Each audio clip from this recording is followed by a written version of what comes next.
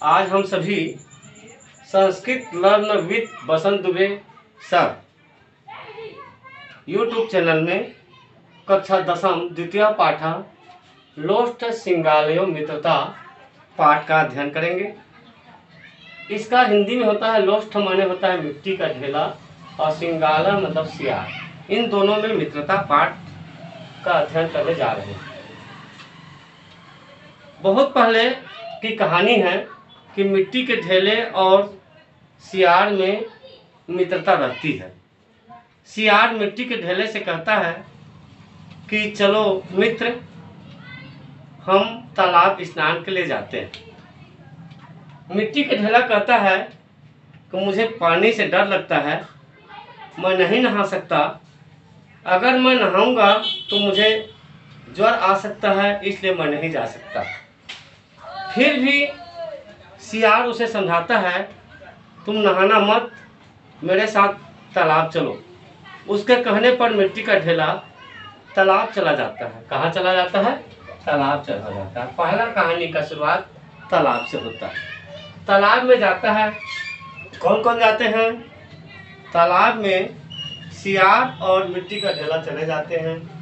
वहाँ अच्छे से इस तालाब में सियार जो है खूब अच्छे से नहाता है, स्नान करता है और मिट्टी के ढेले के ऊपर कुछ पानी डाल देता है। मिट्टी के ढेले ऊपर क्या करता है? कुछ पानी छिड़क देता है, जिससे मिट्टी का ढेला पिघल जाता है, नष्ट हो जाता है। मिट्टी के ढेले के नष्ट होने पर सियार तालाब से कहता है कि हे तालाब, या तो तुम मेरा मित्र वापस करो मिट्टी का ढेले को, या मुझे मछली दो। क्या कहता है? या मेरा मित्र वापस करो मिट्टी का ढेला, या मुझे मछली दो। तालाब की मजबूरी थी, वह मिट्टी का ढेला को वापस नहीं बना सकता था। वह उन्हें एक मछली दे देता है। क्या दे देता है? मछली। फिर उस मछली को लेकर सियार जंगल की ओर आगे बढ़ता है और संस्कृत में कहते हैं ठूंठ को स्थाणु। एक सूखे डगाल पर, सूखे पेड़ की डगाल पर मछली को रख करके, किसको रख करके? मछली को रख करके आगे घूमने के लिए चला जाता है। किस पर रख करके? स्थाणु माने ठूंठ पर। यह बहुत इंपॉर्टेंट है। यह प्रश्न में आता है कि सियार मछली को कहाँ रखता है, तो उसका उत्तर हिंदी में होगा ठूंठ पर और संस्कृत में होगा स्थाणु। फिर वह मछली को रख करके घूमने चला जाता है। घूम करके फिर वापस आता है। जैसे वो घूम कर वापस आता है तो पेड़ के डगाल पर रखा हुआ मछली को एक कौवा खा लिया रहता है। कौवा के खाए जाने पर वहाँ मछली प्राप्त नहीं होता। फिर उस पेड़ से, ठूंठ से वह सियार कहता है कि ये पेड़, या तो तुम मेरा मछली दो या मुझे कुछ लकड़ी दे दो। फिर वह पेड़ जो है, ठूंठ रहता है जिस पर पेड़ के पत्ते नहीं होते, यह ठूंठ जो है अपने में से कुछ लकड़ियां दे देता है। किसको? सियार को। फिर उस लकड़ी को लेकर के एक वृद्धा के घर में पहुंच जाती है। किसके घर में पहुंच जाती है? वृद्धा के घर में पहुंच जाती है। और उस वृद्धा के घर उस लकड़ी के गट्ठर को रख करके, उस लकड़ी के गट्ठर को रख करके वह घूमने चला जाता है। कौन? सियार। है कि यहाँ सूखी लकड़ी पड़ी हुई है। वह वृद्धा खुशी से चूल्हे में उसे जला देती है और खुशी खुशी उससे बड़ा भजिया बना लेती है। क्या बना लेती है? बड़ा भजिया बना लेती है। फिर वह वृद्धा के घर पहुंचता है। सियार देखता है कि उसका लकड़ी का गट्ठा वहां नहीं होता। फिर वह वृद्धा से पूछता है कि मेरा लकड़ी कहाँ है? तो वो बोलती है कि मैं इसका जला करके बड़ा भजिया बना दी हूँ। तब वह सियार उससे कहता है, या तो मुझे मेरा लकड़ी दो या उसके बदले में दो। वह सियार जो है, सियार को बड़ा भजिया दे देती है। कौन देती है? वृद्धा देती है। फिर उस बड़े भजिया को लेकर के जंगल की ओर जाता है। जंगल में एक उसे अजाचारिका मिलती है, जिसको हिंदी में कहते हैं बकरी चराने वाली लड़की। जंगल में कौन मिलती है? एक बकरी चराने वाली लड़की, जिसका संस्कृत नाम होता है अजाचारिका। अजा बकरी के लिए होता है, चारिका एक लड़की के लिए है। बकरी से आने वाली लड़की को वो पकड़ा देता है, किसको? बड़ा भजिया को। बड़ा भजिया को पकड़ा करके वह फिर से घूमने चला जाता है सियार। सियार जब तक लौट के आता है तब तक ये लड़की बड़ा भजिया को खा जाती है।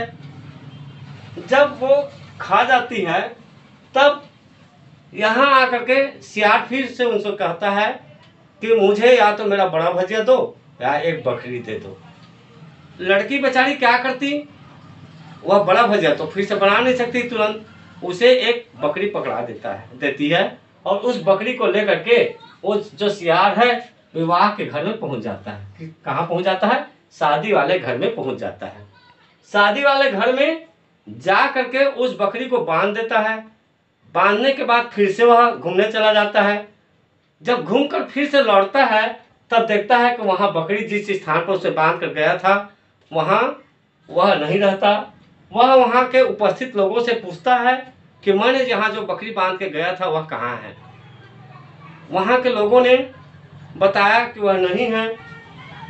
तब विवाह वाले घर से वो बकरी के बदले में वहाँ होने वाली वधू को मांग लेता है। मजबूरी में उस घर वाले उसे वधू को दे देते हैं।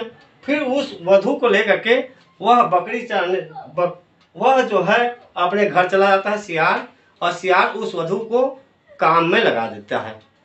वह उसे धान कूटने के काम में लगा देता है। कौन?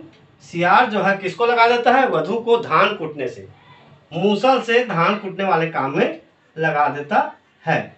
वह धान को मूसल से कूटते रहती है। इसी बीच में खुशी से वह सियार जो है और मुर्गे को लाता है और कहता है कि हे वधू, तू इस मुर्गे को खाना बना। वधू जो है बहुत गुस्से में आ जाती है और ये मूसल जो होता है एक डंडे की तरह होता है। इस डंडे जैसे मूसल से उसको उसके सिर पर क्या कर देती है? प्रहार कर देती है। सिर पर प्रहार करने से वह सियार मर जाता है और वह उस सियार के घर से मुक्त होकर के अपने मायके पहुंच जाती है। मायके जा करके जैसे मायके पहुंचती है वहां पर उसके मायके में वधू का मायका जो होता है, इस मायके में जा करके अपने पति से उसको तय किए हुए पति के साथ इनका विवाह होता है। उनके पिताजी के द्वारा उनसे पहले से तय किए हुए वर के साथ विवाह होने के बाद ये दोनों पति पत्नी सुखपूर्वक रहने लगते हैं। पुनः इस कहानी में फिर से बता देना चाहूँगा, मिट्टी के ढेले और सियार में मित्रता रहती है। और यह कहानी, इस कहानी को मैं आगे वीडियो के माध्यम से और आपको अच्छे से पेश करने जा रहा हूँ। इसे लाइक करें, सब्सक्राइब करें और शेयर करें, कमेंट भी करें। धन्यवाद।